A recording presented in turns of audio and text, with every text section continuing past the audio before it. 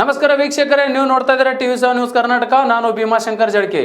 ಕಲಬುರಗಿ ಜಿಲ್ಲೆಯಲ್ಲಿರುವ 2023-24 ಹಾಗೂ 2024-25 ಸಾಲಿನಲ್ಲಿ ರೈತರಿಗೆ ಮೋಸ ಮಾಡಿ ರೈತರ ವಂತಿಕೆ ಹಣವನ್ನು 3 ಪಟ್ಟು ಹಣ ವಸೂಲಿ ಮಾಡಿರುತ್ತಾರೆ ಮತ್ತು ಕಡಿಮೆ ಬೆಲೆಯ ಕಳಪೆ ಗುಣಮಟ್ಟದ ಹನಿ ನೀರಾವರಿ ಸಾಮಗ್ರಿಗಳು ಅಳವಡಿಸಿರುವುದನ್ನು ಖಂಡಿಸಿ ಮತ್ತು ಸಂಬಂಧಪಟ್ಟ ಅಧಿಕಾರಿಗಳನ್ನು ಅಮಾನತು ಮಾಡಿ ಸೂಕ್ತ ಕಾನೂನು ಕ್ರಮ ಕೈಗೊಳ್ಳಬೇಕೆಂದು ಆಗ್ರಹಿಸಿ ನಗರದ ಜಿಲ್ಲಾ ಪಂಚಾಯತ್ ಕಚೇರಿ ಎದುರಿಗೆ ಜಯ ಕರ್ನಾಟಕ ಜನಪರ ವೇದಿಕೆ ವತಿಯಿಂದ ಪ್ರತಿಭಟನೆ ಮಾಡಿದರು. ಈ ಸಂದರ್ಭದಲ್ಲಿ ಸಂಘಟನೆಯ ಜಿಲ್ಲಾಧ್ಯಕ್ಷ ಬಸವರಾಜ್ ಕೊರಳಿ ಮಾತನಾಡಿದರು.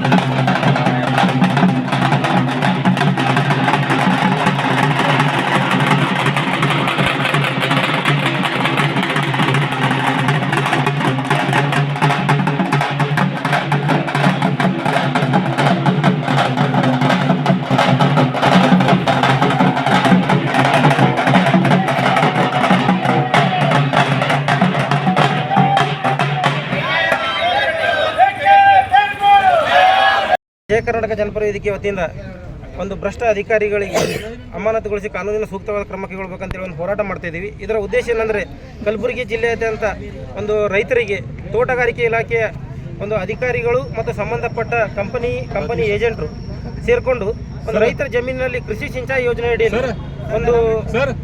ಒಂದು ಅಳವಡಿಸಬೇಕಾಗಿತ್ತು. ಕಳಪೆ ಗುಣಮಟ್ಟದ ಸಾಮಗ್ರಿಗಳನ್ನು ಅಳವಡಿಸಿದ್ರೆ ಅದರ ಜೊತೆಗೆ ಒಂದು ಸರ್ಕಾರದ ಕಾನೂನಿನ ಪ್ರಕಾರ 10% ರೈತರ ವಂತಿಕೆ ಹಣ ಕಟ್ಕೋಬೇಕು, 90% ಸಹಾಯಧನ ಇರುತ್ತದೆ.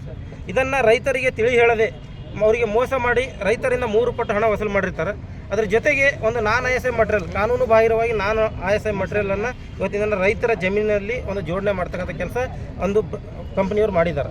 ಇದನ್ನು ನೋಡಿಯೂ ಕೂಡ ಸಂಬಂಧಪಟ್ಟ ಭ್ರಷ್ಟ ಅಧಿಕಾರಿಗಳು ಕಣ್ಣು ಮುಚ್ಚಿಕೊಂಡು ಒಂದು ಕಮಿಷನ್ ಆಸೆಗೆ ಒಂದು ಕಳಪೆ ಗುಣಮಟ್ಟದ ಸಾಮಗ್ರಿಗಳು ಇದ್ದರೂ ಕೂಡ ಅವರಿಗೆ ಒಂದು ಅನುದಾನವನ್ನು ಬಿಡುಗಡೆ ಮಾಡಿರ್ತಾರೆ.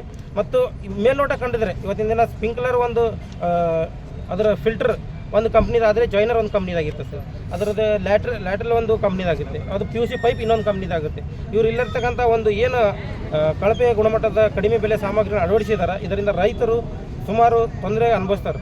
ಸಾಕಷ್ಟು ತೊಂದರೆ ಇರ್ತಕ್ಕಂಥ ರೈತರಿಗೆ ಒಂದು ಇವರು ತೋಟಗಾರಿಕೆ ಇಲಾಖೆ ಅಧಿಕಾರಿಗಳು ಒಂದು ಸಹಾಯಕರಾಗಿ ಕೆಲಸ ಮಾಡಬೇಕು, ಅವರಿಗೆ ಸಲಹೆಗಾರರಾಗಿ ಕೆಲಸ ಮಾಡಬೇಕು.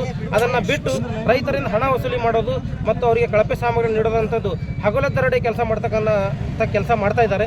ಅದನ್ನು ಖಂಡಿಸಿ ಇವತ್ತಿನ ದಿನ ಆ ಭ್ರಷ್ಟ ಅಧಿಕಾರಿಗಳಿಗೆ ಅಮಾನತುಗೊಳಿಸಿ ಕಾನೂನಿನ ಕ್ರಮ ಕೈಗೊಳ್ಳಬೇಕು. ಅದರ ಜೊತೆಗೆ ಮುಖ್ಯವಾಗಿ ಏನು ರೈತರಿಂದ 3 ಪಟ್ಟು ಹಣ ವಸೂಲು ಮಾಡಿರ್ತಾರೆ ಅದನ್ನು ಮರಳು ವಸೂಲಿ ಮಾಡಿ ಆ ಸಂಬಂಧಪಟ್ಟ ರೈತರಿಗೆ ನೀಡಬೇಕು.